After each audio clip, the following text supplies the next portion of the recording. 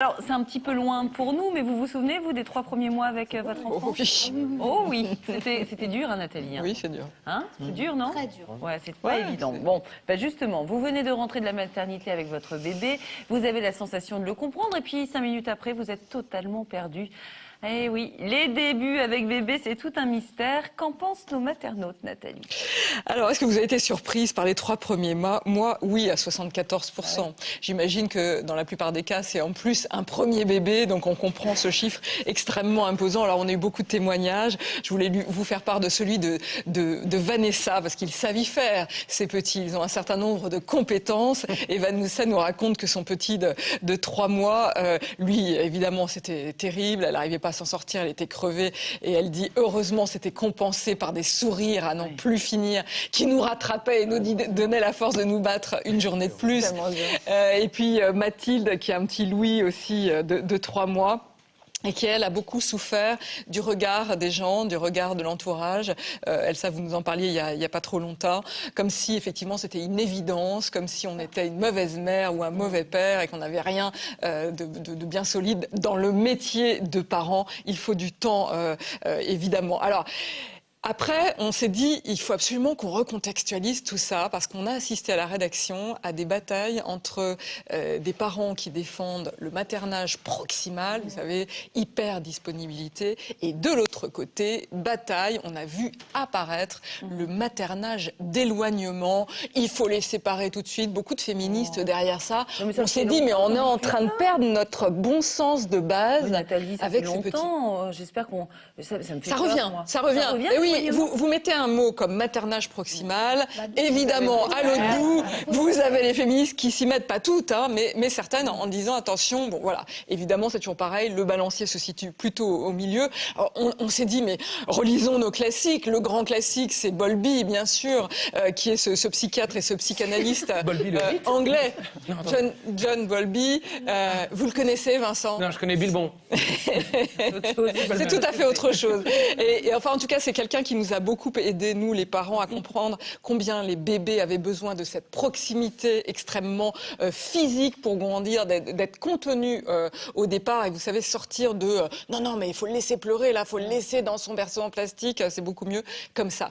Et alors, on en est maintenant à des études scientifiques pour nous consolider dans le sujet, pour rappeler que pleurer, c'est quand même tout à fait normal. Alors là, j'ai découvert des trucs absolument fous, des Canadiens qui sont allés étudier le sujet, et contrairement à ce qu'on pense, ça n'est pas le propre du petit homme de pleurer. Vous savez, ces peurs inconsolables quand ils ont 2 mois, pas du tout.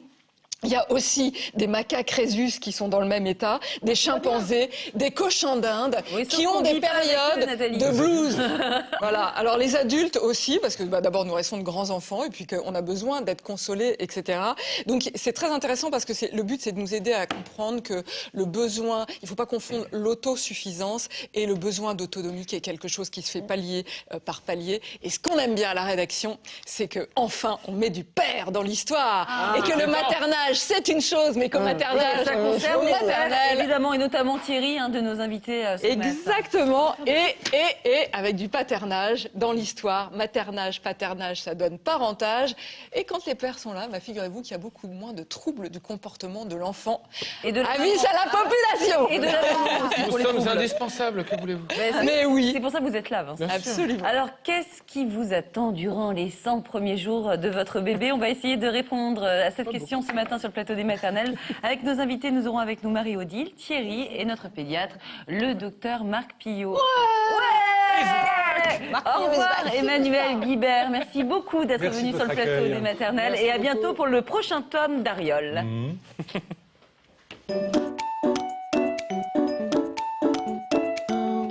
Bonjour Marie-Odile, bienvenue à vous sur le plateau des maternelles. Vous venez de la région parisienne et vous êtes la mère de Camille, qui a 4 mois. Alors, les 3 premiers mois de votre petit garçon étaient difficiles et vous ne vous attendiez pas du tout à cela. Vous allez raconter votre histoire dans quelques instants. Merci d'être là. Bonjour Thierry, bienvenue à vous. Alors, vous venez de Saône-et-Loire et vous êtes le père de Maëlle, 4 mois également, qui est venu avec vous. Alors, vous aussi, vous allez nous raconter comment vous avez vécu les 100 premiers jours avec votre bébé, des des jours avec de la fatigue, des interrogations, des doutes, mais aussi des découvertes et beaucoup de gros câlins. Merci d'être là. Marc Pillot, bonjour. Bonjour. Vous êtes pédiatre et je ne sais pas si vous vous en rendez compte, mais là, toutes les personnes qui vous regardent, qui sont chez elles un peu tranquilles, rien que de vous voir, vous êtes en train de les apaiser parce qu'elles sont stressées, elles sont inquiètes, elles se disent qu'elles ne savent pas faire. Donc c'est important que vous reveniez nous voir sur le plateau des maternelles. Ouais. Merci, Vous me donnez beaucoup Marc. de pouvoir, là. Ah, mais C'est si, vrai, c'est ce qu'elles nous disent. On a plein de C'est ce questions, qu'ils nous franchement, disent. quand on sort de la maternité. Exactement. On a fait d'ailleurs, Julia, cette émission aujourd'hui C'était suite à celle qu'on a faite sur les 24 premières heures. Les vous vous 24 souvenez premières heures, on a eu tellement de retour. réclamations. On veut en savoir plus. Qu'est-ce qui se passe les 3 Sur premiers l'après. mois?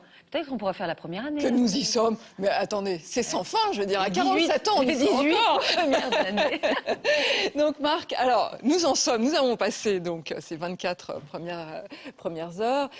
Passons donc aux 3 mois. Qu'est-ce qui se joue à ce moment-là de si particulier entre les parents et le bébé? Alors, il y a une découverte, en effet, extraordinaire, difficile parce que la société, comme vous l'avez souligné, donne tout un tas de conseils complètement à l'envers de la physiologie. Le bébé, lui, se retrouve dans une sensation de morcellement. Parce que dans l'utérus, il était complètement regroupé avec une enveloppe qui lui donnait des limites, tandis que là, d'un seul coup, il n'y a plus rien. Il a plus aussi la notion d'un arrière-plan, c'est-à-dire dans l'utérus, il y avait la paroi de l'utérus qui lui appuyait tout le temps sur le dos, tandis que là, il n'y a plus rien. Et puis, il y a la pesanteur qui est phénoménale et qu'il va falloir s'adapter à ça. Alors donc, ça, c'est son arrivée. C'est un peu ce qu'on a vu. Mais ça dure dans les et premiers ça se mois. prolonge dans les 3 premiers mois. Dans les premiers mois, parce que justement, il y a cette sensation de tomber dans le vide, d'être complètement morcelé. Donc, et donc il est en train, il a besoin de quoi finalement de la part de ses parents? il a besoin d'être regroupé. Ouais. Et le meilleur moyen de regrouper, c'est dans les bras. Ouais. C'est le portage. D'accord. Et donc ce qu'on est en train d'assurer, c'est son identité, c'est ça, sa construction de base. C'est le début de son identité, qu'il prenne enfin conscience qu'il a un corps avec une enveloppe au niveau de ce corps. Et puis c'est ça qui lui crée des angoisses, des véritables peurs. Et d'ailleurs, il a un moyen très, très pratique, comme nos cousins chez les singes, qui ont une capacité d'agrippement. Hein, le réflexe du grasping, c'est ça. Au niveau des pieds et des mains, il peut s'agripper à la personne qui le porte. Donc vous êtes en train de nous dire, pour les parents qui nous regardent et nous tous, n'hésitez pas, portez à fond. Totalement, oui. Voilà. Sans retenue. Parce que dès que l'enfant s'exprime et a un besoin, le meilleur moyen, c'est en effet le portage, sans aucune arrière-pensée, mais pendant au moins 6-7 mois. C'est après que, quand il commence à se déplacer, là, on va commencer à canaliser un petit peu. D'accord. Mais les premiers mois, open bar sur les câlins, open bar sur les bras. Mais dans une vie de couple, au début, on est tout le temps à faire des câlins. Puis après, ça se distance un petit peu. C'est vrai, c'est une bonne image. Merci docteur, ça me parle. Alors pendant les 3 premiers mois de bébé, c'est vrai qu'on se sent un peu parfois déboussolé. Heureusement, il existe des espaces dédiés à la parole des parents. Irma Kervran est allée suivre un atelier proposé à Issy-les-Moulineaux en région parisienne. Regardez. À Issy-les-Moulineaux, en région parisienne, le tout nouvel espace André Chédid abrite plusieurs lieux d'accueil dédiés à la famille. Des ateliers y sont régulièrement organisés. Aujourd'hui, Zoé Pifto, psychologue de l'association A3N, reçoit un groupe de mamans pour parler des 100 premiers jours de leur bébé. Moi, je vous invite déjà à me dire ce que vous attendez de cette rencontre. J'ai l'impression qu'entre les tout premiers jours et maintenant, il y a eu quand même beaucoup de changements. C'est vraiment un tout nouveau-né. Et puis maintenant, il commence à plus faire des sourires, à plus échanger. Donc, j'ai l'impression que c'est une période assez clé. Et puis c'est vrai c'est le début, on est un peu tout seul. Et c'est justement pour rompre l'isolement qu'a lieu l'atelier d'aujourd'hui. Mais Zoé Pifto ne promet aucune recette miracle à ses mamans. Il n'y a pas de technique. Chaque expérience compte et c'est au fur et à mesure des expériences que vous allez trouver du sens. Chaque bébé est différent, chaque bébé a son rythme. J'ai essayé de beaucoup la regarder et de m'adapter. Pourtant, les besoins du bébé ne sont pas toujours faciles à décrypter, notamment lorsqu'il s'agit du sommeil. Elle dormait les 2 premiers mois dans un couffin dans notre chambre. Et puis on essaye de temps en temps de la mettre dans son lit pour voir si elle s'endort, mais c'est pas trop le cas, quoi. Le sommeil, c'est l'expérience de la solitude. Si elle pleure beaucoup, c'est que elle gère comme elle peut ce moment insécurisant pour elle. Voilà. Vous n'êtes pas obligé de la reprendre tout de suite. Parfois, juste la main sur le ventre, lui dire je suis là, ou chanter un petit peu, ça suffit pour qu'elle trouve son apaisement. Et un bébé serein, c'est un bébé qui peut profiter de moments de jeu avec ses parents, même s'il n'est âgé que de quelques semaines. Vous pouvez tout à fait, lors des phases d'éveil de l'enfant, le mettre sur le ventre, le bouger au niveau des hanches, vous savez, pour qu'il y ait une rotation. Enfin, tout ça en lui parlant. C'est tout ça le jeu aussi chez le bébé. D'un moment, c'est dur quand même, quoi. Oui, mais c'est très peu. Voilà, C'est très peu de temps. Il faut que ça reste ludique. Il ne faut pas avoir une attente de résultat. Et oui, avec un bébé, mieux vaut savoir apprécier chaque instant, car il y a aussi des moments plus difficiles. Et face aux pleurs, les parents se sentent souvent bien impuissants. Un bébé qui pleure pendant des heures, c'est un bébé qui est en souffrance, qui ne va pas bien. Il n'y a pas de caprice à cet âge-là. Quand on dit oui, il pleure, je le prends dans mes bras, il s'arrête. C'est un caprice. Ben non, c'est pas un caprice, il est rassuré. Vous avez le droit d'être excédé quand il pleure, mais quand vous êtes excédé, c'est peut-être aussi que vous êtes allé trop loin. Donc pensez à passer le relais au moment où vous êtes excédé, mais peut-être aussi avant. Quand il y a le papa ou quelqu'un d'autre qui est là, on passe à quelqu'un d'autre. Et sinon, tant pis, moi ça m'est déjà arrivé de la laisser pleurer, d'aller prendre ma douche parce que j'en avais besoin de prendre ma douche, quoi. Pendant 2 heures, la psychologue a écouté chacune de ces jeunes mamans. Et toutes en ont retiré quelque chose. C'est un petit peu aliénant quand même de rester constamment à la maison, être focalisé sur le bébé. Donc s'ouvrir un peu au monde extérieur, voir d'autres personnes, entendre d'autres expériences, c'est une bonne chose. J'ai pas appris de techniques ou de recettes particulières parce que comme on a dit, il y en a pas de toute façon. Donc c'est plus des expériences, il faut essayer. Donc voilà, mais c'était quand même très utile. Et oui, ça n'est pas simple, évidemment, parce que c'est l'accordage de 2 êtres, 3 êtres humains ensemble. Vous êtes favorable à ces lieux d'écoute des parents, de guidance peut-être un petit peu? À chaque fois qu'il y a un endroit où l'on peut parler, c'est intéressant. Ouais. Parce que les parents sont très seuls. Le premier signe que disent les mères, c'est la solitude. Elles sont comme une bombe ambulante pendant la grossesse. Le moindre petit truc est dangereux. Il y a plein d'examens. On a une grossesse et un accouchement très médicalisé en France. Donc il y a tout ce qu'il faut pour que la femme perde confiance. Donc, oui, c'est comme si on avait été très surveillés avant et qu'après tout le monde... Oui, puis on a cessé de lui dire qu'elle pouvait être dangereuse. Donc elle perd confiance et puis après, à la maternité, très vite on la fout dehors, mais débrouille-toi toute seule. Oui, c'est ça. Et alors vous, justement, en consultation, Marc, qu'est-ce que vous aimiez dire à ces jeunes parents qui arrivaient? Quels étaient les mots que vous pouviez leur donner pour avancer un peu plus sereinement? Alors, la première chose que je faisais quand des parents arrivaient avec leur bébé, je disais bonjour au bébé. Et lui parlait un petit peu. Du coup, il y avait l'éveil, parfois il y avait un sourire. Et je continue en disant que comme ça montre aux parents qu'il y a quelque chose qui se passe. C'est bien de parler à un bébé. Il y a une interaction. Il y a une interaction tout de suite. Et puis après, on embranchait sur le fait que c'est un job difficile. D'être parent. C'est ce qui s'engageait. Et souvent là, il disait oh, oui. Et ça se relâchait. Bon, asseyez-vous. Puis là, on pouvait parler sur les besoins du bébé, l'état du bébé, les rythmes, sur. Bien sûr. Et puis après, démarre la discussion avec toutes les questions. Ça, c'est fondamental d'avoir un lieu pour le dire, pour être entendu. Oui, ça peut être chez le pédiatre ou dans. Alors, ça dépend des régions, des endroits, des maisons comme ça. C'est intéressant d'avoir ça dans une ville. Parfois, c'est la PMI qui va prendre en charge. Ça peut être la maison des familles. Ah oui. On a reçu les maisons vertes de Dolto, enfin des trucs comme ça. Bien sûr, c'est bien pratique. Il faut se renseigner dans sa région pour voir. Ça permet de couper la solitude. Il y a des associations, etc. Donc c'est important pour ne pas se retrouver seul, en effet. Exactement. Alors Marie-Odile, on arrive sur votre histoire à vous de maman. Vous êtes donc la mère de Camille, un petit garçon qui a 4 mois. Alors comment vous pourriez nous décrire, vous, les 3 premiers mois avec votre petit garçon? Tumultueux. En un mot, tumultueux. C'est un petit garçon déjà qui est né un peu prématuré. Donc le départ de la maternité et l'arrivée à la maison était un peu chaotique. On apprend à découvrir le bébé. Et c'est ce que disait le docteur Pillot, c'est qu'on n'est absolument pas préparé à l'après-maternité. On rentre à la maison, on découvre bébé et puis on est complètement lâché. On est totalement désarmé, on est impuissante. Alors, qu'est-ce qui vous désarmait par rapport à votre fils, par exemple? Les pleurs, principalement les pleurs. Principalement. Voilà, parce qu'on sait qu'un bébé, ça pleure, c'est une évidence.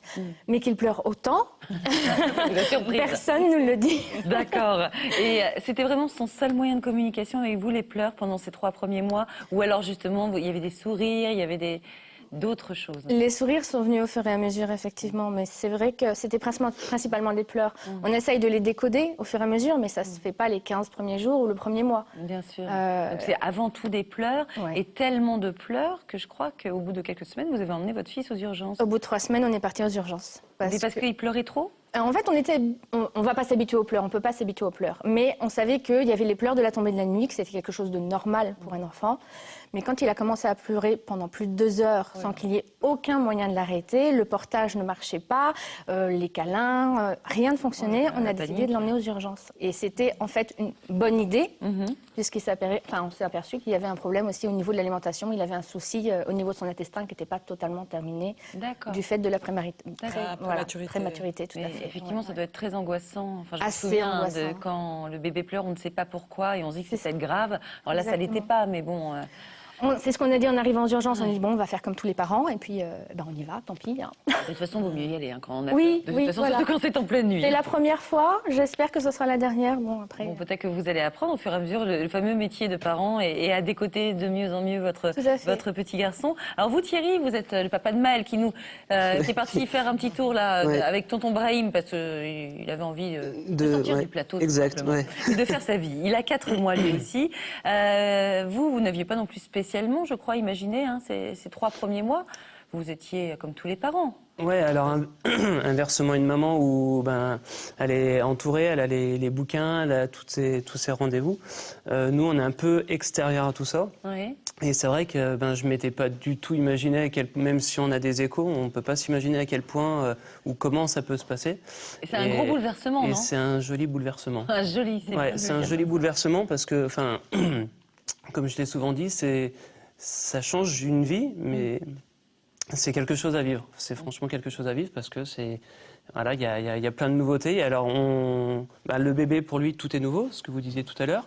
Il sort d'un monde, tout est nouveau, mais pour nous aussi, tout est nouveau. Donc chaque pleur, c'est désarmant, mais tout est fou. Vous dites désarmant parce que parfois vous avez regardé Maël en disant mais on est désarmé. Pas ce que tu veux me dire vraiment. On peut être désarmé au tout début, surtout le premier mois où justement pareil, il pleurait, on ne savait pas trop pourquoi. Vous nous avez dit, en plus en préparant l'émission, que selon vous, il y a en fait un véritable temps d'adaptation entre le bébé et les parents. C'est ce que vous avez ressenti avec votre fils? Oui, il y a un temps d'adaptation. On ne sait pas pourquoi il va pleurer. Et au fur et à mesure, on va comprendre ses pleurs, on va savoir quoi faire. Alors on va trouver des solutions. En fait, c'est comme un nouvel appareil électroménager, vous voyez. Non, mais c'est vrai, si je peux me permettre. Non, mais c'est vrai. Au début... Alors, celle-là, je la garde, Julia. On la garde, on l'encadre, d'accord? Là, on n'a absolument pas le mode d'emploi. Voilà. Il n'y a pas de SAV, quoi. En plus, il n'y a pas de SAV, on ne peut pas le ramener. Donc, il faut que ça marche. Et ce temps d'adaptation, vous pensez que ça a duré combien de temps? Quelques semaines? On est toujours en adaptation au fur et à mesure, mais au bout de 2 mois, on a pris la mesure des choses. Dès qu'il a commencé à un peu plus s'éveiller dans le regard, beaucoup de relations dans le regard, surtout avec Maël, où il aime beaucoup qu'on lui parle, et l'expression de son visage, tout ça a évolué au fur et à mesure du temps. Et à partir du 2e mois, j'ai vu qu'il y avait un palier. Mais l'histoire des 3 mois, on a vraiment besoin de ce temps-là pour s'adapter à lui. Il s'adapte à nous et on s'adapte à lui. Voilà, il y a un besoin. Et les 100 premiers jours, Nathalie, c'est pas ce qu'on dit d'un mandat d'un président de la République? Non, c'est vrai? Oui, tout. Mais même, je vais vous dire, même d'une présentatrice de télé. J'y crois profondément. 100 premiers jours. Il faudrait travailler sur la symbolique des 100 premiers jours. C'est pas ce qui se passe, ces fameux 3 mois. Marc, alors, on se fait un petit point pleurs. Un bébé qui pleure, effectivement, c'est normal. Ça correspond à quoi? C'est combien de temps? J'ai le souvenir d'un chiffre que vous nous aviez donné sur les heures que pleure un bébé. Oui, c'est énorme. C'était fou. Oui, je me souviens plus trop ça, mais non, mais c'est son seul mode d'expression au départ. Assez rapidement vont arriver le babillage. Ouais. Et puis les sourires, les mimiques, etc. Donc, mais au début, quand le pleur, c'est papa, maman, aidez-moi, j'y arrive pas tout seul. Ouais. Donc il faut répondre. Il faut répondre, bien évidemment. Et puis le problème, en plus, il y a les pleurs du soir, en effet, qui font partie du développement neurologique normal. Ça, c'est important de le savoir. Ça correspond à peu près aux mêmes heures que la maman pouvait vivre en fin de grossesse, où le bébé, le fœtus, était bien tranquille dans le ventre, et puis le soir, quand elle arrivait chez elle, qu'elle se détend sur le canapé, c'est là où elle commence à gesticuler. Et c'est aux mêmes heures, après la naissance, qui va être un peu difficile à gérer. Alors la difficulté, c'est qu'on le porte, mais il y a toujours la petite parole là dans la tête qui dit... Mais est-ce qu'il n'y a pas quelque chose de peu grave? Est-ce que je fais bien? Et du coup, il y a de l'angoisse qui s'installe. Et s'il y a de l'angoisse qui s'installe, c'est fini, quoi. Parce que le bébé lui ressent tout de suite ça. Donc on est dans un vrai cercle vicieux. Donc il faut être cool, quoi. C'est-à-dire, on vérifie les couches, on vérifie qu'il n'y a pas trop chaud, etc. Et puis, à la limite, on peut faire du peau contre peau. Et puis, viens donc là, t'en fais pas, je suis là, n'aie pas peur. Et puis, arrêtez de le stimuler, parce que souvent... C'est ça. On n'arrête pas de marcher. C'est un réflexe. Il y en a qui vont jusqu'à faire le tour du pâté de maison. Donc, on va prendre la voiture. Ça veut dire qu'on l'excite trop à ce moment-là. On stimule le bébé, il y a peu de chances que... Et puis, si on fait ça, ça veut dire aussi qu'on n'est pas tranquille soi-même. Et puis, il faut quand même dire aussi pour les parents, c'est totalement anarchique, parce qu'il y a des fois, ça marche, il est plutôt cool, et d'un seul coup, il reprend. C'est ça qui est difficile aussi. Mais quand il a vraiment mal... les parents, les mères le sentent. Font la différence. C'est pas la même chose. Non, mais dans votre cas, quand même, vous saviez pas, parce que vous n'arriviez pas à le calmer malgré le portage. Je ne pouvais rien faire. Il continuait à pleurer et on avait la checklist, donc on a les couches, on a trop chaud, comme tout parent, je suppose, mais rien, voilà. Oui, mais c'était un ancien prématuré. Voilà. Donc un moment de séparation, des choses difficiles à vivre sans sa mère. Et puis pour vous aussi. Donc autant de choses qui font que de temps à autre, ça pouvait exploser. Quoi. C'est vrai et c'est là où c'est important de le dire au bébé. Tu sais, ça n'a pas été facile. J'ai eu peur. Je lui parle sans arrêt. Mais il faut lui parler de ça, des difficultés. Mais surtout en terminant que c'est fini, ça n'arrivera plus. Mais quand il m'embête, j'hésite pas à lui dire. Je ne sais pas s'il comprend, mais en tout cas, je lui dis. Si, bien sûr. Vous lui parlez en tout cas. Alors il y a quand même un mot qui rentre, Julia, à ce moment-là. C'est le mot colique. Ça rentre dans le vocabulaire des parents, ça, ce mot-là. Oui, des médecins aussi. Des médecins aussi, quand un médecin ne sait pas, il va dire colique. Quand on ne sait pas. Bah oui, colique, ça n'existe pas. Le seul truc qui existe véritablement, c'est quand l'enfant a mangé très goulûment. Là, ça entraîne des contractions au niveau du côlon. C'est ce que l'on a après un repas. On a envie d'aller aux toilettes. Et en effet, là, les contractions sont un peu fortes. Ça peut le déranger. Mais c'est quand c'est un bébé qui a bu très goulûment. Sinon, colique... Alors, il y a parfois des petites pathologies, mais c'est pas si fréquent que ça. D'accord. Mais ça tranquillise tout le monde, c'est des coliques. Ça, c'est le mot qu'on met pour expliquer des pleurs parfois qu'on ne comprend pas, c'est ça que vous nous dites que les médecins ne savent pas toujours bien expliquer. Des gros blues, c'est quoi? Qu'est-ce que c'est chez le bébé? Parce qu'on les voit quelquefois se tordre quand même de douleur. Oui, mais parce que c'est un vrai cercle vicieux. Quand il pleure, il avale de l'air. Alors après, il fait des gaz. Du coup, on dit, voilà, c'est digestif. D'accord. Il ne faut pas oublier qu'on a vécu des décennies, même des siècles, avec la notion que le bébé, c'était simplement un tube digestif. Et oui. Et là, vous êtes en train de nous dire, ce n'est pas qu'un tube digestif. Et c'est pas mal de leur masser un petit peu le ventre dans le sens de... Oui, parce que là, on va y mettre de l'empathie, puis ça lui fait des caresses. Et quand on caresse, ça fait sécréter de l'ocytocine. D'accord, donc c'est pas... L'ocytocine, c'est l'hormone de l'amour, donc on est détendu, ça fait du bien à tout le monde, les caresses. Oui, je sais. Même entre adultes. Oui, je sais. C'est vrai que c'est pas mal. Mais on va changer de sujet. On va parler de l'alimentation avec vous, Thierry. Est-ce que votre bébé, ça s'est bien passé, justement, la mise en place de l'alimentation? Est-ce que vous avez aimé ça? Est-ce que ça vous a angoissé en tant que papa? Aimé, oui. Angoissé, c'était plus le moment qui était angoissé, parce que donc elle allaitait pendant 3 semaines, 1 mois. Donc au début, à la maternité, c'était assez compliqué. Et en fait, au bout de 2-3 semaines, elle a tout tenté. Hein. Elle a fait le tire-lait, etc. Et on a vu que ça ne lui suffisait pas. Enfin, au départ, on ne savait pas que c'était ça. Donc on a été aussi à l'hôpital psychiatrique. Psychiatrique aux urgences pédiatriques, pardon. C'était pour vous. Aux urgences pédiatriques, excusez-moi. Et parce qu'on pensait qu'il avait une diarrhée. Donc là, on nous a dit qu'il faut vite l'emmener. C'était pas du tout ça. Mais bon, voilà, on a vite des inquiétudes inutiles. Et en fait, là, ils se sont rendus compte qu'il ne mangeait pas assez. Donc, il a pris des compléments de lait et très vite, au bout d'un mois, 3 semaines, 1 mois, on a donné le biberon. D'accord, ça vous a un petit peu inquiété quand même, cette période. Cette première partie, ouais, c'était assez compliqué, c'était assez tumultueux. Et maintenant ? Et après, j'ai pris le relais, donc je pouvais lui donner le biberon. Et maintenant, chouette, ça va mieux. Ah, de lui donner le biberon, c'est génial. Ah oui. Ah ouais. Puis bon, ma compagne s'est fait opérer au bout d'un mois, donc fallait que je m'en occupe. Donc oui, il y avait la partie biberon. C'est une relation, une belle relation. Vous avez pris votre place, ouais, du paternage. c'est ça. Marc, qu'est-ce qu'il faut savoir sur l'alimentation durant ces 100 premiers jours ? Quelque chose à dire à l'épouse de Thierry, c'est que quand un allaitement se termine comme ça en quelques semaines, généralement, c'est pas à cause de la maman. Parce que souvent, les mamans se disent « j'ai pas assez de lait, mon lait n'est pas bon, ça ne nourrit pas suffisamment ». Donc bonjour la culpabilité, puis après le besoin de récupérer en laissant faire beaucoup de choses parfois plus tard. Donc, non, généralement, quand les allaitements marchent pas bien comme ça, c'est parce que les conseils qui ont été donnés n'étaient pas bien adaptés. Donc c'est pas de sa faute si ça n'a pas bien marché. Ça, c'est important. Vous lui transmettrez, Thierry ? Je lui transmettrai. C'est vrai que par contre, on a été très très bien entourés.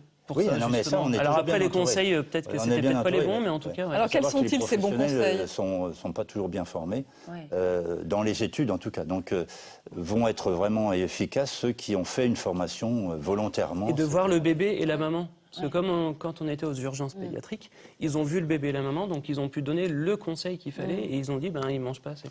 Alors qu'avant, c'était... C'est très rare, hein, on n'a pas regardé comment il t'était.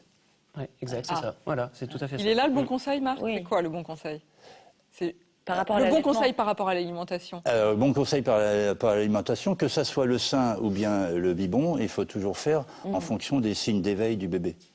C'est pas selon des horaires. Parce que des horaires, il y a des bébés qui ne sont pas dans ce rythme-là, donc on risque de le réveiller en plein sommeil pour lui donner à manger. Ça perturbe tout, ça. Alors après, bonjour pour récupérer, en effet, des jours de tranquillité, des nuits de tranquillité. Non, donc quand le bébé se réveille, c'est pas parce qu'il a faim, il se réveille parce que c'est la fin d'un cycle de sommeil, et il communique d'abord. Alors au début, c'est très court. Mais puis après, ça se rallonge. Ensuite, il va commencer à sucer sa langue, à gesticuler, et puis à grogner un petit peu, et seulement après pleurer. Donc il ne faut pas attendre qu'il pleure dans le premier mois parce que c'est trop tard. Et attendez d'être bien énervé pour vous mettre à manger, ça vous n'allez pas bien digérer. Hein. Donc on ne va pas jusqu'à grogner, on ne va pas jusqu'à pleurer, on ne va pas jusqu'à grogner. Dès les premiers signes d'éveil, on lui propose et puis il prend ce qu'il veut. D'accord. Puis un peu plus tard, en effet, là on fera à la demande quand il pleure, quand il réclame, etc. Enfin, d'accord. Alors Marie-Odile, votre bébé a fait, je crois, le jour de ses 3 mois, vous a offert un très beau cadeau. Il vous a offert une première nuit de sommeil complète. Exactement, le 19 décembre, le jour de ses 3 mois. Le dernier biberon donné à 23h. Et il a commencé à se réveiller à 6h30 le lendemain matin. Wow. J'y croyais plus. Mais c'est dingue. Voilà. Qu'est-ce que vous avez ressenti ? Une bonne nuit de sommeil. Non, mais ça faisait longtemps. Ça faisait longtemps. Ça faisait 3 mois. Voilà, exactement. C'est vrai que, étant maman, on a l'horloge interne qui commence à se remettre en route. Oui. On se réveille, on va se réveiller toutes les 3 heures, toutes les 4 heures. On va écouter le moindre bruit qui peut s'émaner du babyphone qui est pas très loin. Et puis, et ben là, j'attendais. Et puis finalement, il n'y a rien eu. Donc je me suis réveillée moi-même dans la nuit en me disant, mais il ne s'est rien passé. Et je me suis rendormie assez difficilement en me disant... il s'est passé quelque chose. Donc j'ai été le voir et il dormait mais du sommeil du juste. Donc je me suis rendormie et puis. Et depuis, ça va ? Et depuis, il fait ses nuits sans aucun souci. Je suis désolée pour toutes les maternautes qui nous voient. Par contre, vous allez nous dire comment vous avez fait. Mais je n'ai rien fait. Moi, c'est Camille qui l'a fait. Mais pour qu'il différencie le jour et la nuit, par exemple, vous avez des conseils à donner ? Voilà, j'ai bien distingué effectivement la journée et la nuit. C'est-à-dire que pour tout ce qui est sieste donné dans la journée, il était dans un lit parapluie avec nous. C'est-à-dire que je n'hésitais pas moi-même à regarder la télé un petit peu en sourdine, à parler normalement, à écouter la radio. Je voulais qu'il s'habitue au fait qu'il y avait du bruit autour de lui en journée. Pas forcément faire chambre noire. Pas du tout. Voilà, pas du tout. Dans la journée, c'était vraiment, on vivait normalement. Par contre, la nuit, effectivement, après le dernier biberon, il est dans sa chambre, dans le noir, sans aucun bruit. Donc, je ne sais pas si ça a aidé, je ne sais pas si ça peut être un conseil qu'on peut donner aux autres, mais en tout cas, ça a marché pour vous. Ça a marché sans problème. Voilà. C'était super. Alors, docteur, en quoi ce cap des 100 premiers jours, c'est un vrai cap par rapport à tout ce qui est sommeil et rythme du bébé? Oui, au niveau des rythmes, on pourrait considérer que le premier trimestre de la vie, c'est le 4e trimestre de la grossesse. Parce qu'il continue, sur le plan neurologique en tout cas, il continue avec les mêmes rythmes, le même type de sommeil en fin de grossesse et après la naissance. Et c'est après 3 mois, en effet, qu'on voit ça sur les tracés d'électroencéphalogramme, que là, ça change et ça se rapproche du plus grand. Parce qu'il est équipé d'un point de vue neuro, parce qu'il s'est adapté On est un mammifère qui est né très prématurément. Du fait de la position verticale, le bassin s'est rétréci, la tête a grossi, il fallait sortir avant, sinon il aurait des problèmes. D'accord. Donc cette prématurité-là, en effet, fait que ça continue. Après. Alors, vous avez fait très bien, il faut donner des donneurs de temps.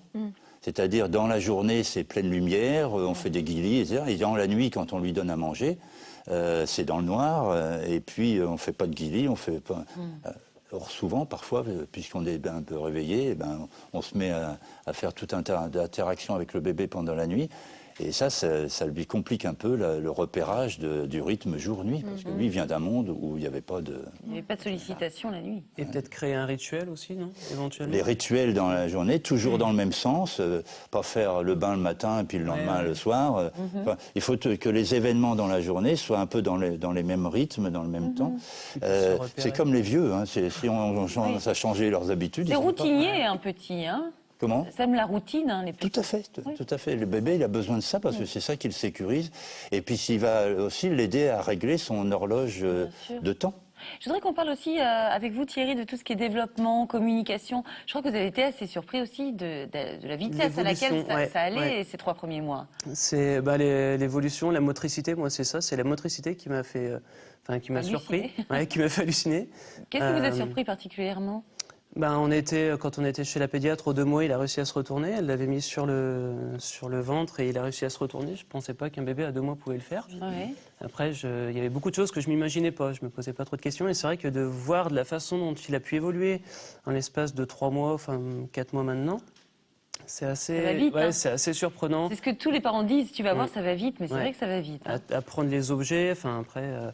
On paraît un peu béat devant tout ça, mais c'est... c'est balèze. De voir... balèze. De voir à quelle vitesse son enfant grandit, on est surpris.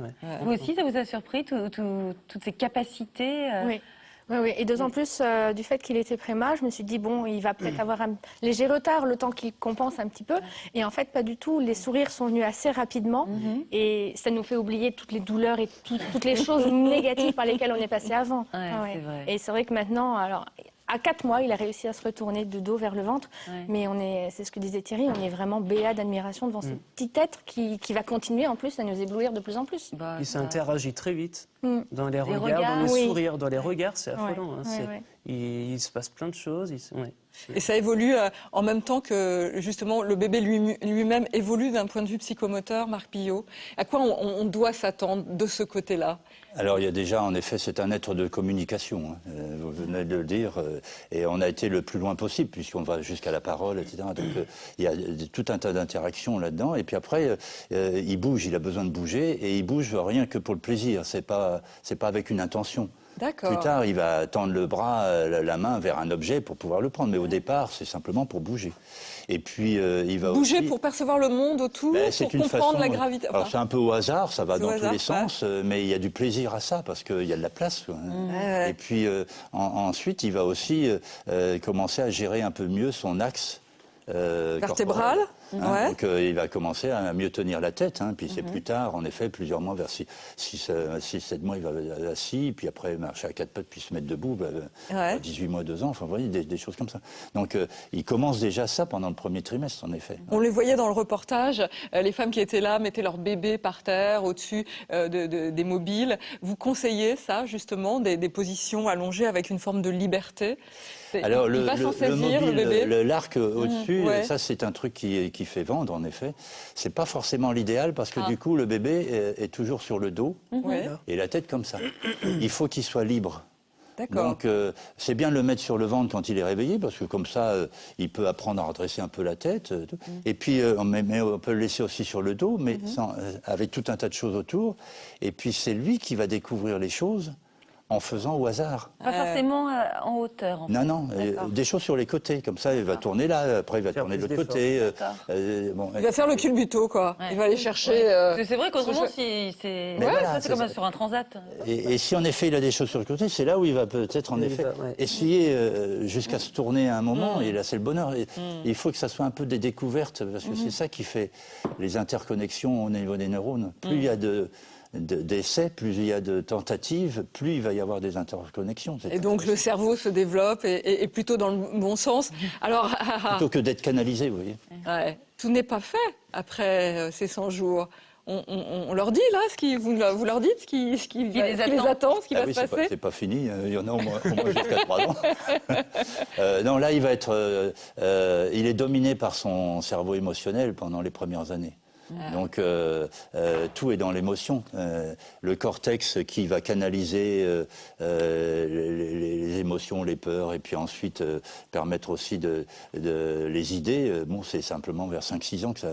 D'accord. Donc l'après, c'est l'émotionnel. En tant que parent, juste en 30 secondes, ça implique quel type de positionnement, de posture pour accueillir ces émotions? Il faut savoir que les caprices, c'est pas maintenant. Hein. C'est quand il va avoir conscience de lui. C'est-à-dire que quand ils sont devant un miroir, au début, c'est un autre. Et c'est seulement vers 18 mois, entre 18 mois et 2 ans, qu'il réalise que c'est lui. D'accord. Et c'est là que les problèmes commencent. D'accord. Les colères, les caprices, etc. Mais avant, non, c'est pas vraiment ça. Bon, vous avez encore un peu de temps devant vous. Et puis vous reviendrez pour les 18 premiers mois, si vous voulez bien. Exactement. D'ici là, il y a des livres, hein, Nathalie. Oh oui, il y a beaucoup de livres. Je vous présente 2 livres très différents. Le premier, c'est sous la direction de Michel Dunia, que vous connaissez, L'art d'accommoder embryon, fœtus et bébé, justement pour expliquer cette suite où en fait le bébé est encore un peu dans le même monde et c'est une adaptation. Et c'est vrai que eux, ils apprivoisent le monde, ils nous apprivoisent et nous, on doit l'apprivoiser, même si effectivement on l'a eu un peu dans le ventre. Je pense que la maman aussi ne fait pas tout à fait le même chemin, mais quand même, c'est un super bouquin avec des spécialistes de tous les bords. C'est sorti chez RS. Et puis quand même, le parallèle un peu pratique. Et j'ai trouvé ça bien parce que je me suis dit qu'en Angleterre, les sages-femmes faisaient ce suivi. Vous savez, c'est très différent de la France. Et elles font vraiment le suivi post, ce qui nous manque, nous. Et il n'y a pas d'isolement de la mère, des parents dans les 3 premiers mois. Guide très pratique de la sage maman. Christine Cotier-Angély et Magali Debost, avec une préface de Gransen, c'est sorti du pédiatre, le docteur Gransen, pardon, aux éditions Médecine et Hygiène. Donc vous savez, le souci, le sommeil, chaque mot est pris, c'est un abécédaire, et il y a plutôt pas mal de distance et d'humour aussi, il en faut. Merci Nathalie, merci à vous Marie-Odile et Thierry pour vos témoignages ce matin sur le plateau des maternelles.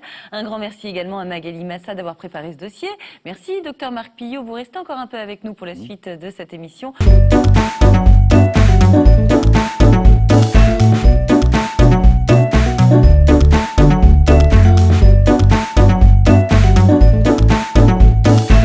S'il était complètement regroupé, avec une enveloppe qui lui donnait des limites, tandis que là, d'un seul coup, il n'y a plus rien. Il a plus aussi la notion d'un arrière-plan, c'est-à-dire dans l'utérus, il y avait la paroi de l'utérus qui lui appuyait tout le temps sur le dos, tandis que là, il n'y a plus rien. Et puis, il y a la pesanteur qui est phénoménale et qu'il va falloir s'adapter à ça. Alors donc, ça, c'est son arrivée. C'est un peu ce qu'on a vu. Mais ça dure dans les premiers mois. Et ça se prolonge dans les 3 premiers mois. Dans les premiers mois, parce que justement, il y a cette sensation de tomber dans le vide, d'être complètement morcelé. Et donc il est en train, il a besoin de quoi finalement de la part de ses parents? Il a besoin d'être regroupé. Et le meilleur moyen de regrouper, c'est dans les bras. c'est le portage. D'accord. Donc ce qu'on est en train d'assurer, c'est son identité, c'est ça? Sa construction de base? C'est le début de son identité, qu'il prenne enfin conscience qu'il a un corps avec une enveloppe au niveau de ce corps. Et puis c'est ça qui lui crée des angoisses, des véritables peurs. Et d'ailleurs, il a un moyen très pratique, comme nos cousins chez les singes, qui ont une capacité d'agrippement. Hein, le réflexe du grasping, c'est ça. Au niveau des pieds et des mains, il peut s'agripper à la personne qui le porte. Donc vous êtes en train de nous dire, pour les parents qui nous regardent et nous tous, n'hésitez pas, portez à fond. Totalement, oui. Voilà. Sans retenue. Parce que dès que l'enfant s'exprime et a un besoin, le meilleur moyen, c'est en effet le portage, sans aucune arrière-pensée, mais pendant au moins 6-7 mois. C'est après que, quand il commence à se déplacer, là, on va commencer à canaliser un petit peu. D'accord. Mais les premiers mois, open bar sur les câlins, open bar sur les bras. Mais dans une vie de couple, au début, on est tout le temps à faire des câlins. Puis après, ça se distance un petit peu. C'est vrai, c'est une bonne image. Merci docteur, ça me parle. Alors pendant les 3 premiers mois de bébé, c'est vrai qu'on se sent un peu parfois déboussolé. Heureusement, il existe des espaces dédiés à la parole des parents. Irma Kervran est allée suivre un atelier proposé à Issy-les-Moulineaux en région parisienne. Regardez. À Issy-les-Moulineaux, en région parisienne, le tout nouvel espace André Chédid abrite plusieurs lieux d'accueil dédiés à la famille. Des ateliers y sont régulièrement organisés. Aujourd'hui, Zoé Pifto, psychologue de l'association A3N, reçoit un groupe de mamans pour parler des 100 premiers jours de leur bébé. Moi, je vous invite déjà à me dire ce que vous attendez de cette rencontre. J'ai l'impression qu'entre les tout premiers jours et maintenant, il y a eu quand même beaucoup de changements. C'est vraiment un tout nouveau-né. Et puis maintenant, il commence à plus faire des sourires, à plus échanger. Donc, j'ai l'impression que c'est une période assez clé. Et puis c'est vrai c'est le début, on est un peu tout seul. Et c'est justement pour rompre l'isolement qu'a lieu l'atelier d'aujourd'hui. Mais Zoé Pifto ne promet aucune recette miracle à ses mamans. Il n'y a pas de technique. Chaque expérience compte et c'est au fur et à mesure des expériences que vous allez trouver du sens. Chaque bébé est différent, chaque bébé a son rythme. J'ai essayé de beaucoup la regarder et de m'adapter. Pourtant, les besoins du bébé ne sont pas toujours faciles à décrypter, notamment lorsqu'il s'agit du sommeil. Elle dormait les 2 premiers mois dans un couffin dans notre chambre et puis on essaye de temps en temps de la mettre dans son lit pour voir si elle s'endort, mais c'est pas trop le cas, quoi. Le sommeil, c'est l'expérience de la solitude. Si elle pleure beaucoup, c'est que elle gère comme elle peut ce moment insécurisant pour elle. Voilà. Vous n'êtes pas obligé de la reprendre tout de suite. Parfois, juste la main sur le ventre, lui dire je suis là ou chanter un petit peu, ça suffit pour qu'elle trouve son apaisement.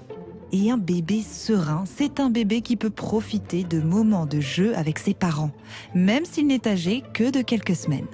Vous pouvez tout à fait, lors des phases d'éveil de l'enfant, le mettre sur le ventre, le bouger au niveau des hanches, vous savez, pour qu'il y ait une rotation. Enfin, tout ça en lui parlant. C'est tout ça le jeu aussi chez le bébé. D'un moment, c'est dur quand même, quoi. Oui, mais c'est très peu. Voilà, c'est très peu de temps. Il faut que ça reste ludique. Il ne faut pas avoir une attente de résultat. Et oui, avec un bébé, mieux vaut savoir apprécier chaque instant, car il y a aussi des moments plus difficiles. Et face aux pleurs, les parents se sentent souvent bien impuissants. Un bébé qui pleure pendant des heures, c'est un bébé qui est en souffrance, qui ne va pas bien. Il n'y a pas de caprice à cet âge-là. Quand on dit oui, il pleure, je le prends dans mes bras, il s'arrête. C'est un caprice. Ben non, c'est pas un caprice, il est rassuré. Vous avez le droit d'être excédé quand il pleure, mais quand vous êtes excédé, c'est peut-être aussi que vous êtes allé trop loin. Donc pensez à passer le relais au moment où vous êtes excédé, mais peut-être aussi avant. Quand il y a le papa ou quelqu'un d'autre qui est là, on passe à quelqu'un d'autre. Et sinon, tant pis, moi ça m'est déjà arrivé de la laisser pleurer, d'aller prendre ma douche parce que j'en avais besoin de prendre ma douche, quoi. Pendant 2 heures, la psychologue a écouté chacune de ces jeunes mamans et toutes en ont retiré quelque chose. C'est un petit peu aliénant quand même de rester constamment à la maison et de focaliser sur le bébé, donc s'ouvrir un peu au monde extérieur, voir d'autres personnes, entendre d'autres expériences, c'est une bonne chose. J'ai pas appris de techniques ou de recettes particulières parce que, comme on a dit, il y en a pas de toute façon, donc c'est plus des expériences, il faut essayer. Donc voilà, mais c'était quand même très utile. Et oui, ça n'est pas simple, évidemment, parce que c'est l'accordage de 2 êtres, 3 êtres humains ensemble. Vous êtes favorable à ces lieux d'écoute des parents, de guidance peut-être un petit peu? À chaque fois qu'il y a un endroit où l'on peut parler, c'est intéressant. Ouais. Parce que les parents sont très seuls. Le premier signe que disent les mères, c'est la solitude. Elles sont... je dirais au bout de 2 mois, on a pris la mesure des choses. Dès qu'il a commencé à un peu plus s'éveiller dans le regard, beaucoup de relations dans le regard, surtout avec Maël, où voilà, il aime beaucoup qu'on lui parle, et l'expression de son visage, tout ça a évolué au fur et à mesure du temps, et à partir du 2e mois, j'ai vu qu'il y avait un palier, mais l'histoire des 3 mois, on a vraiment besoin de ça, de ce temps-là, pour s'adapter à lui. Il s'adapte à nous et on s'adapte à lui. Voilà, c'est un peu... Et les 100 premiers jours, Nathalie, c'est pas ce qu'on dit d'un mandat d'un président de la République? Non, c'est vrai? Oui, tout, mais même, je vais vous dire, même d'une présentatrice de télé. J'y crois profondément. 100 premiers jours. Il faudrait travailler sur la symbolique des 100 premiers jours. C'est pas ce qui se passe, ces fameux 3 mois. Marc, alors, on se fait un petit point pleurs. Un bébé qui pleure, effectivement, c'est normal. Ça correspond à quoi? C'est combien de temps? J'ai le souvenir d'un chiffre que vous nous aviez donné sur les heures que pleure un bébé. Ah oui, c'est énorme. C'était fou. Oui, je me souviens plus trop ça, mais non, mais c'est son seul mode d'expression au départ. Assez rapidement vont arriver le babillage. Et puis les sourires, les mimiques, etc. Donc, mais au début, quand le pleur, c'est papa, maman, aidez-moi, j'y arrive pas tout seul.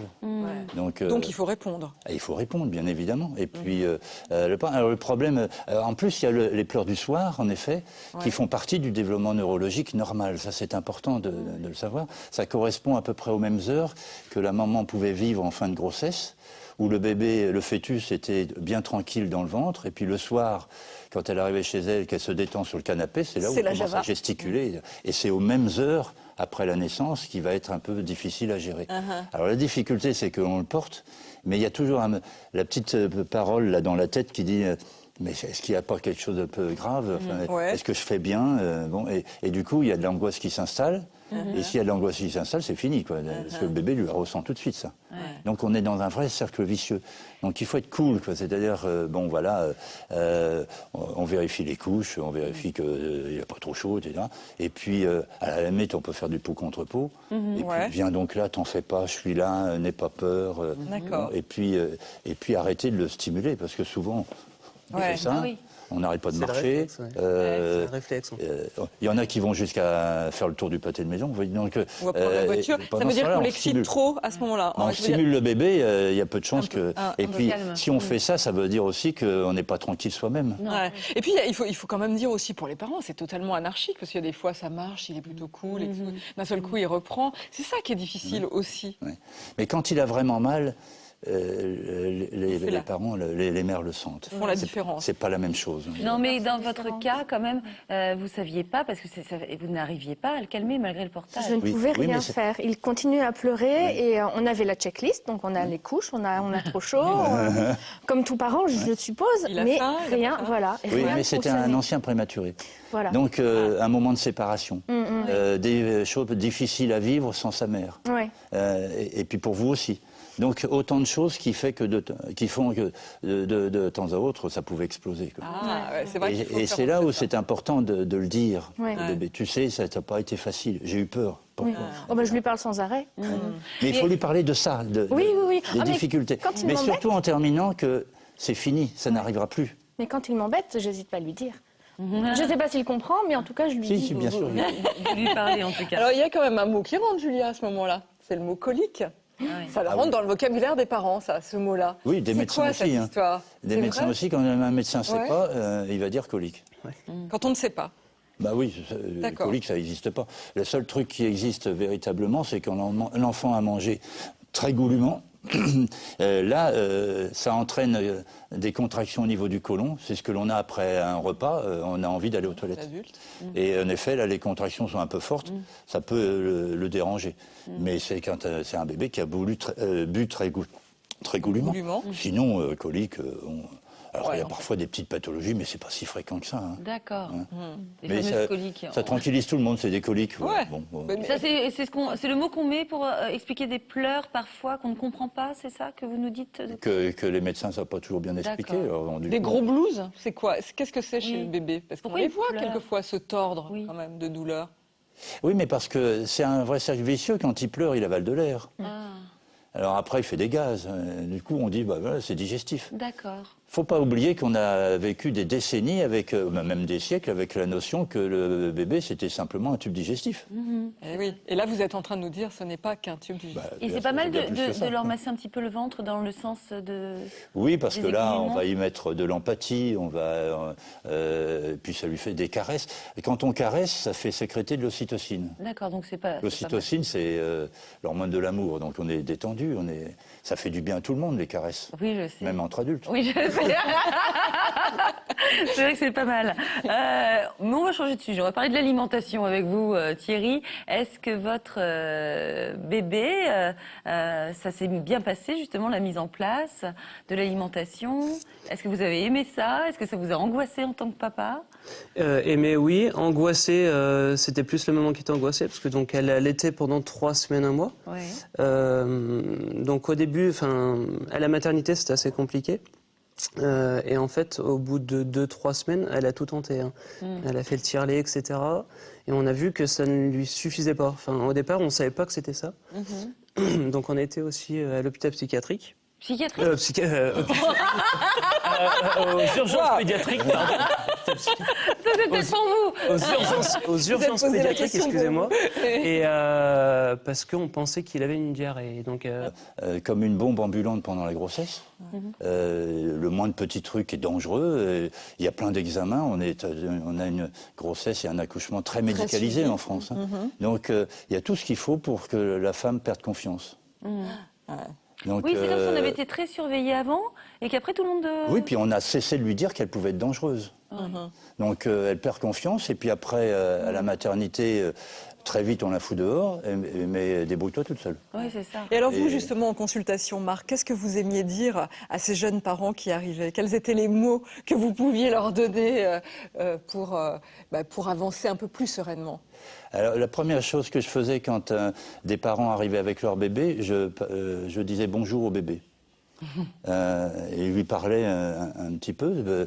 Du coup, il y avait l'éveil, parfois il y avait un sourire. Et je continue en disant que comme ça montre aux parents qu'il y a quelque chose qui se passe. C'est bien de parler à un bébé. Il y a une interaction. Il y a une interaction tout de suite. Et puis après, on embranchait sur le fait que c'est un job difficile. D'être parent. C'est ce qui s'engage. Et souvent là, il disait oh, oui.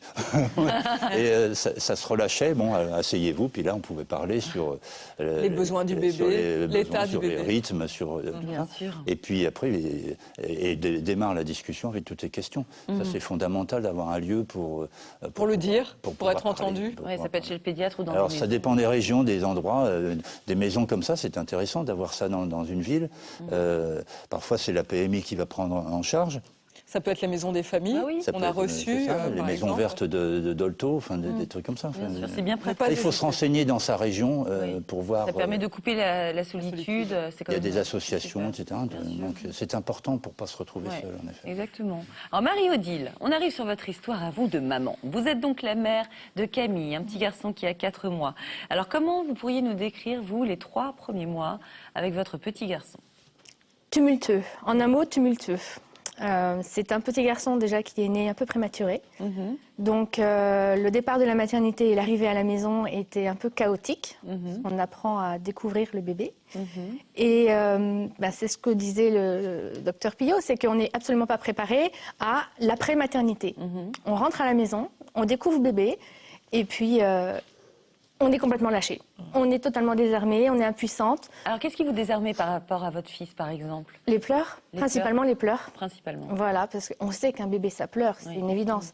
Mais qu'il pleure autant, personne ne le dit. D'accord. Et c'était vraiment son seul moyen de communication avec vous, les pleurs, pendant ces 3 premiers mois? Ou alors, justement, il y avait des sourires, il y avait des d'autres choses. Les sourires sont venus au fur et à mesure, effectivement, mais c'est vrai que c'était principalement les pleurs. On essaye de les décoder au fur et à mesure, mais ça ne se fait pas les 15 premiers jours ou le premier mois. Bien sûr. Donc c'est avant tout des pleurs, et tellement de pleurs que je crois qu'au bout de quelques semaines, vous avez emmené votre fils aux urgences. Au bout de 3 semaines, on est parti aux urgences. Parce qu'il pleurait trop ? En fait, on va pas s'habituer aux pleurs, on peut pas s'habituer aux pleurs. Mais on savait qu'il y avait les pleurs de la tombée de la nuit, que c'était quelque chose de normal pour un enfant. Mais quand il a commencé à pleurer pendant plus de 2 heures sans qu'il y ait aucun moyen de l'arrêter, le portage ne marchait pas, les câlins, rien ne fonctionnait, on a décidé de l'emmener aux urgences. Et c'était en fait une bonne idée, puisqu'on s'est aperçu qu'il y avait un problème aussi au niveau de l'alimentation. Il avait un souci au niveau de son intestin qui n'était pas totalement terminé du fait de la prématurité. Tout à fait. Effectivement, ça doit être très angoissant. Enfin, je me souviens de quand le bébé pleure, on ne sait pas pourquoi et on se dit que c'est grave. Alors là, ça l'était pas, mais bon. C'est ce qu'on a dit en arrivant aux urgences. On a dit bon, on va faire comme tous les parents et puis on y va, tant pis. Hein. De toute façon, il vaut mieux y aller quand on a oui, peur. De toute façon, surtout quand c'est en pleine nuit. C'est la première fois. J'espère que ce sera la dernière. Bon, après. Bon, peut-être que vous allez apprendre au fur et à mesure le fameux métier de parent et à décoter de mieux en mieux votre petit garçon. Alors vous, Thierry, vous êtes le papa de Maël qui est parti faire un petit tour là avec tonton Brahim parce qu'il avait envie de sortir du plateau. Exact. Et de faire sa vie. Il a 4 mois lui aussi. Vous n'aviez pas non plus spécialement, je crois, imaginé ces 3 premiers mois. Vous étiez comme tous les parents. Ouais, alors inversement, une maman où elle est entourée, elle a les bouquins, elle a tous ses rendez-vous. Nous, on est un peu extérieur à tout ça. Oui. Et c'est vrai que je m'étais pas du tout imaginé, même si on a des échos, on peut pas s'imaginer à quel point ou comment ça peut se passer. Et c'est un gros bouleversement, non ? Et c'est un joli bouleversement. C'est un joli bouleversement parce que, comme je l'ai souvent dit, ça change une vie, mais c'est quelque chose à vivre. C'est franchement quelque chose à vivre parce que il y a plein de nouveautés. Alors le bébé, pour lui, tout est nouveau, ce que vous disiez tout à l'heure. Il sort d'un monde, tout est nouveau, mais pour nous aussi, tout est nouveau. Donc chaque pleur, c'est désarmant, mais tout est fou. Ouais, vous dites désarmant parce que parfois vous avez regardé Maël en disant mais on est désarmé. Pas ce que tu veux me dire vraiment. On peut être désarmé au tout début, surtout le premier mois où justement pareil, il pleurait, on ne savait pas trop pourquoi.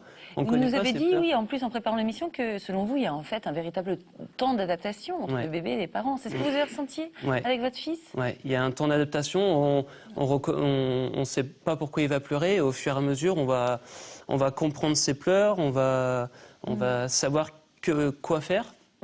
Alors on va trouver des solutions. En fait, c'est comme un nouvel appareil électroménager, vous voyez. Non, mais c'est vrai, si je peux me permettre. Non, mais c'est vrai. Au début... Alors, celle-là, je la garde, Julia. On la garde, on l'encadre, d'accord ? Là, on n'a absolument pas le mode d'emploi. Voilà. Il n'y a pas de SAV, quoi. En plus, il n'y a pas de SAV, on ne peut pas le ramener. Donc, il faut que ça marche. Et ce temps d'adaptation, vous pensez que ça a duré combien de temps ? Quelques semaines ? On est toujours en adaptation au fur et à mesure, mais au bout de... Alors, c'est un petit peu loin pour nous, mais vous vous souvenez, vous, des 3 premiers mois avec votre enfant ? Oh oui. C'était dur, Nathalie. Oui, c'est dur. C'est dur, non ? Très dur. Ouais, c'est pas évident. Bon, justement, vous venez de rentrer de la maternité avec votre bébé, vous avez la sensation de le comprendre, et puis 5 minutes après, vous êtes totalement perdu. Eh oui, les débuts avec bébé, c'est tout un mystère. Qu'en pensent nos maternautes, Nathalie ? Alors, est-ce que vous avez été surprise par les 3 premiers mois ? Moi, oui, à 74%. Ouais.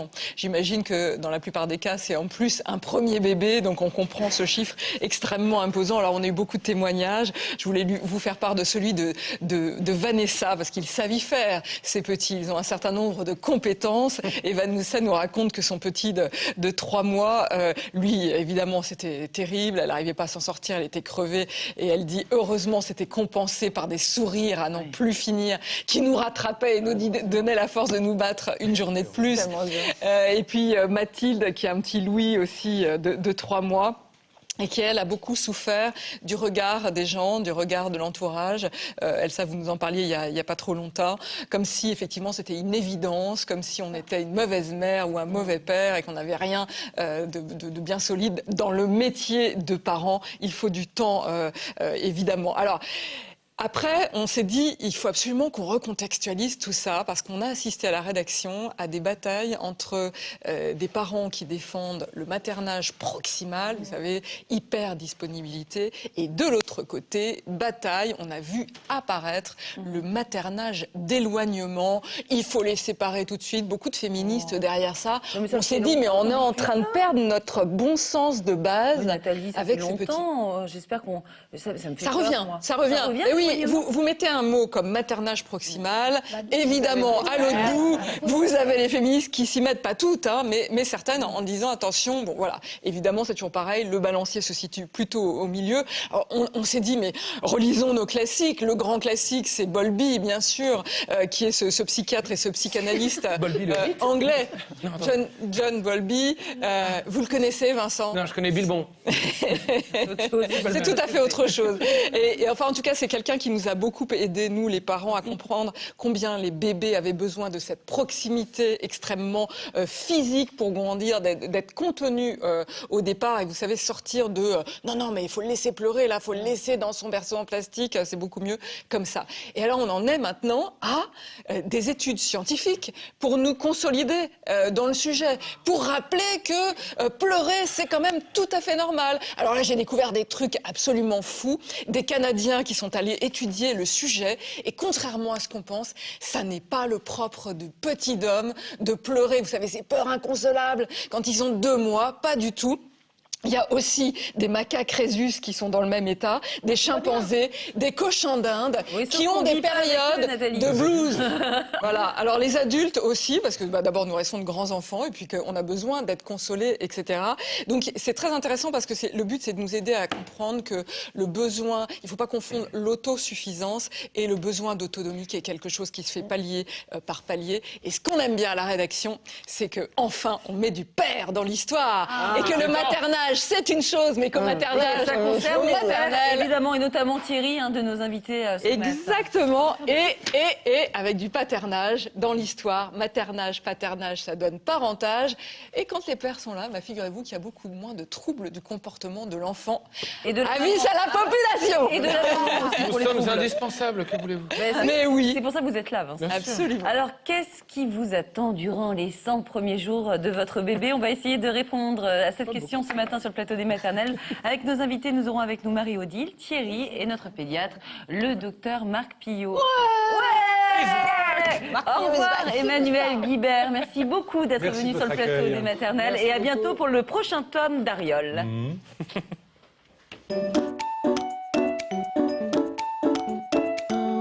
Bonjour Marie-Odile, bienvenue à vous sur le plateau des maternelles. Vous venez de la région parisienne et vous êtes la mère de Camille, qui a 4 mois. Alors, les 3 premiers mois de votre petit garçon étaient difficiles et vous ne vous attendiez pas du tout à cela. Vous allez raconter votre histoire dans quelques instants. Merci d'être là.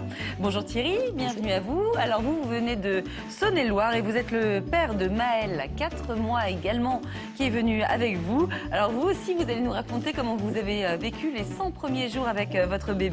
Des jours avec de la fatigue, des interrogations, des doutes, mais aussi des découvertes et beaucoup de gros câlins. Merci d'être là.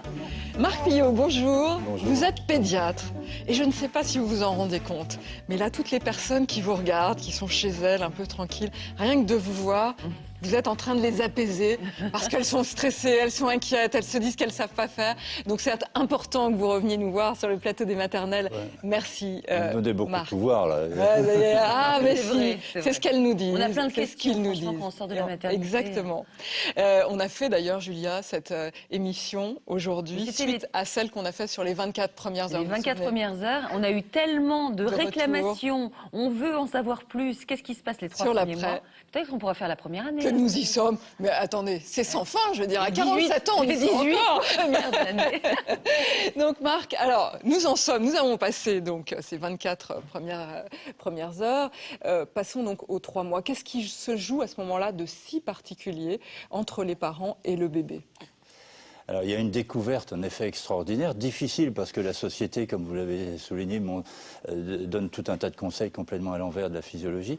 Le bébé, lui, se retrouve dans une sensation de morcellement. Parce que dans l'utérus... Là, on nous a dit qu'il faut vite l'emmener. Ouais. C'était pas du tout ça. Mais bon, voilà, on a vite des inquiétudes inutiles. Et en fait, là, ils se sont rendus compte qu'il ne mangeait pas assez. Donc, il a pris des compléments de lait et très vite, au bout d'un mois, 3 semaines, un mois, on a donné le biberon. D'accord, ça vous a un petit peu inquiété quand même, hein, cette période. Cette première partie, ouais, c'était assez compliqué, c'était assez tumultueux. Et maintenant? Et après, j'ai pris le relais, donc je pouvais lui donner le biberon. Et maintenant, chouette, ça va mieux. Ah, de lui donner le biberon, c'est génial. Ah oui, oui. Ah ouais. Puis bon, ma compagne s'est fait opérer au bout d'un mois, donc fallait que je m'en occupe. Donc oui, il y avait la partie biberon. Ouais, c'est une relation, une belle Vous avez pris votre place, ouais, paternage. Ah ouais, c'est ça. Marc, qu'est-ce qu'il faut savoir sur l'alimentation durant ces 100 premiers jours? Quelque chose à dire à l'épouse de Thierry, c'est que quand un allaitement se termine comme ça en quelques semaines, généralement, c'est pas à cause de la maman. Parce que souvent, les mamans se disent, j'ai pas assez de lait, mon lait n'est pas bon, ça ne nourrit pas suffisamment. Donc bonjour la culpabilité, puis après le besoin de récupérer en laissant faire beaucoup de choses parfois plus tard. Donc, non, généralement, quand les allaitements marchent pas bien comme ça, c'est parce que les conseils qui ont été donnés n'étaient pas bien adaptés. Donc c'est pas de sa faute si ça n'a pas bien marché. Ça, c'est important. Vous lui transmettrez, Thierry? Je lui transmettrai, c'est vrai. Par contre, on a été très très bien entourés. Oui, non, mais ça, on est alors toujours après, bien les conseils, peut-être que c'était peut-être pas les bons, mais en tout cas... Ouais. Alors quels sont-ils ces bons conseils? Les sont pas toujours bien formés, dans les études en tout cas. Donc vont être vraiment efficaces ceux qui ont fait une formation volontairement. Et de voir le bébé et la maman. Parce que comme quand on était aux urgences pédiatriques, ils ont vu le bébé et la maman, donc ils ont pu donner le conseil qu'il fallait et ils ont dit, il ne mange pas assez. Alors qu'avant, c'était... C'est très rare, hein, je crois. On n'a pas regardé comment il t'était. Oui, exact, c'est ça. Voilà, c'est tout à fait ça. Il est là le bon conseil, Marc? C'est quoi le bon conseil? Par rapport à le bon conseil par rapport à l'alimentation. Bon conseil par l'alimentation, que ça soit le sein ou bien le biberon, il faut toujours faire en fonction des signes d'éveil du bébé. C'est pas selon des horaires. Parce que des horaires, il y a des bébés qui ne sont pas dans ce rythme-là, donc on risque de le réveiller en plein sommeil pour lui donner à manger. Ça perturbe tout, ça. Alors après, bonjour pour récupérer, en effet, des jours de tranquillité, des nuits de tranquillité. Non, donc quand le bébé se réveille, c'est pas parce qu'il a faim, il se réveille parce que c'est la fin d'un cycle de sommeil, et il communique d'abord. Alors au début, c'est très court. Mais puis après, ça se rallonge. Ensuite, il va commencer à sucer sa langue, à gesticuler, et puis à grogner un petit peu, et seulement après pleurer. Donc il ne faut pas attendre qu'il pleure dans le premier mois parce que c'est trop tard. Et attendez d'être bien énervé pour vous mettre à manger, ça vous n'allez pas bien digérer. Hein. Donc on ne va pas jusqu'à grogner, on ne va pas jusqu'à pleurer, on ne va pas jusqu'à grogner. Dès les premiers signes d'éveil, on lui propose et puis il prend ce qu'il veut. D'accord. Puis un peu plus tard, en effet, là on fera à la demande quand il pleure, quand il réclame, etc. Enfin, d'accord. Alors Marie-Odile, votre bébé a fait, je crois, le jour de ses 3 mois, vous a offert un très beau cadeau. Il vous a offert une première nuit de sommeil complète. Exactement, le 19 décembre, le jour de ses 3 mois. Le dernier biberon donné à 23h. Et il a commencé à se réveiller à 6h30 le lendemain matin. Wow. J'y croyais plus. Et c'est dingue. Voilà. Qu'est-ce que vous avez ressenti? Une bonne nuit de sommeil. Non, mais ça faisait longtemps. Ça faisait longtemps. 3 mois. Voilà, exactement. C'est vrai que, étant maman, on a l'horloge interne qui commence à se remettre en route. Oui. On se réveille, on va se réveiller toutes les 3 heures, toutes les 4 heures. On va écouter le moindre bruit qui peut s'émaner du babyphone qui est pas très loin. Et puis, là, j'attendais. Et puis finalement, il n'y a rien eu. Donc je me suis réveillée moi-même dans la nuit en me disant, mais il ne s'est rien passé. Et je me suis rendormie assez difficilement en me disant, il s'est passé quelque chose. Donc j'ai été le voir. Et il dormait, mais du sommeil du juste. Donc, je me suis rendormie. Et depuis, ça va? Et depuis, il fait ses nuits sans aucun souci. Je suis désolée pour toutes les maternautes qui nous voient.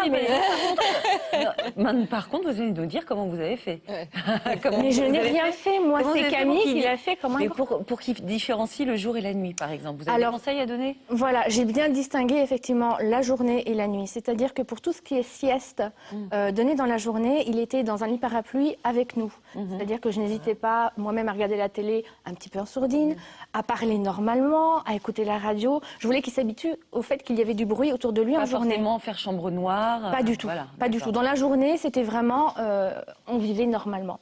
Par contre, la nuit, effectivement, après le dernier biberon, il est dans sa chambre, dans le noir, sans aucun bruit. Donc, je ne sais pas si ça a aidé, je ne sais pas si ça peut être un conseil qu'on peut donner aux autres, mais... En tout cas, ça a marché pour vous. Ça a marché sans problème. Voilà. C'était super. Alors, docteur, en quoi ce cap des 100 premiers jours, c'est un vrai cap par rapport à tout ce qui est sommeil et rythme du bébé? Oui, au niveau des rythmes, on pourrait considérer que le premier trimestre de la vie, c'est le 4e trimestre de la grossesse. Parce qu'il continue, sur le plan neurologique en tout cas, il continue avec les mêmes rythmes, le même type de sommeil en fin de grossesse et après la naissance. Et c'est après 3 mois, en effet, qu'on voit ça sur les tracés d'électroencéphalogramme, que là, ça change et ça se rapproche du plus grand. Parce qu'il est équipé d'un point de vue neuro, parce qu'il s'est adapté On est un mammifère qui est né très prématurément. Du fait de la position verticale, le bassin s'est rétréci, la tête a grossi, il fallait sortir avant, sinon c'est des problèmes. D'accord. Donc cette prématurité-là, en effet, fait que ça continue après. Alors, vous avez fait très bien, il faut donner des donneurs de temps. C'est-à-dire, dans la journée, c'est pleine lumière, on fait des guilis, etc. Et dans la nuit, quand on lui donne à manger, c'est dans le noir, et puis on ne fait pas de guilis, on fait pas... Or, souvent, parfois, puisqu'on est un peu réveillé, on se met à faire tout un tas d'interactions avec le bébé pendant la nuit.